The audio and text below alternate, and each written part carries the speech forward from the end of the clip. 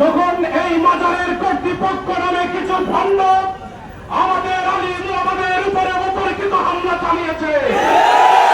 শুধু হামলা চালায়নি, আমাদের ভাইরা মাজারকে রক্ষা করার জন্য নিজের শরীর থেকে রক্ত পর্যন্ত ঝরিয়েছেন।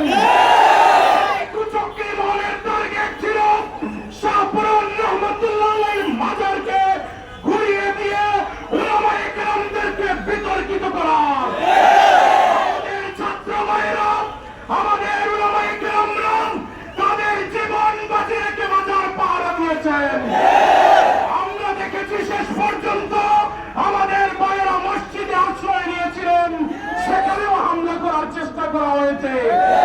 আমরা প্রিন্ট মিডিয়াতে দেখতে পাচ্ছি জাতীয় কিছু কুলাঙ্গার মিডিয়া আমাদের হরিপুরের তৌহিদি জনতাকে সন্ত্রাসী হিসাবে চিহ্নিত করতে চায়।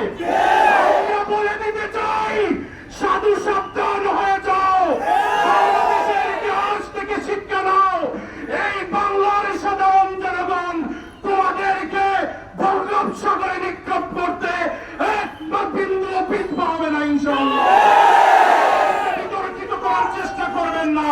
আমাদের শান্তিপ্রিয় কর্মসূচিকে শান্তভাবে আমাদের পালন করার ব্যবস্থা করুন।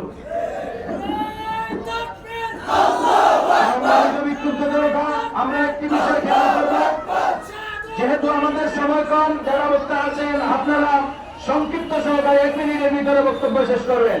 এই পর্যায়ে আপনাদের সম্মুখে গুরুত্বপূর্ণ সংক্ষিপ্ত বক্তব্য নিয়ে আসছেন জনাব আব্দুল আহাদ মৌলানা আব্দুল আহাদ নোমান সাহেব। আসসালামু আলাইকুম ওয়া রাহমাতুল্লাহি ওয়া বারাকাতুহু।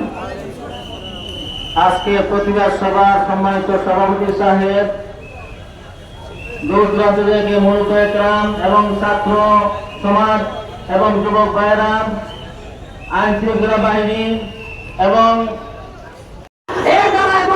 আমাদের ভূমিকা পালন করতে হবে।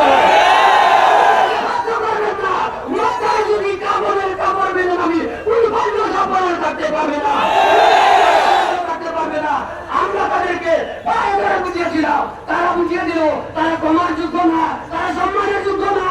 তারা ইন্ধন দিয়ে গুন্ডা বাহিনী এনে স্বৈরাচার সরকারের বেতার তাদেরকে এনে আমাদের উলামায়ে কেরামের বিতর্কিত হামলা চালিয়েছিল। আমরা ঘরে বসে থাকবো না। উলামায়ে কেরাম মাটির মতো শান্ত, আগুন জেগেছেন, আগুনের মতো জ্বলতে পড়তো। শাহজালালের মাটি থেকে আমার জানাবের বন্ধ, জামাল জানাবের বন্ধ, কন্যা শাসক বন্ধ, যত ধরনের বন্ধ আছে সব ধরনের বন্ধুদেরকে বাংলাদেশ থেকে বিতাড়িত করে ছাড়বো ইনশাআল্লাহ। সম্মানিত বিক্ষুব্ধ বিরোধী বক্তব্য নিয়ে আসেন হযরত মাওলানা হিফজুর রহমান সাহেব।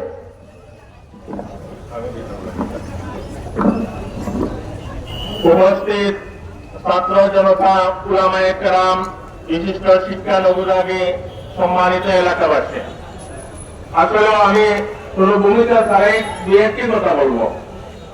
গতকালকে আমরা পাহারার দায়িত্বে ছিলাম এবং আমাদের আমির ছিলেন মাওলানা জামিল মাসরুর সাহেব, আমিও ওনার সহযোগী ছিলাম।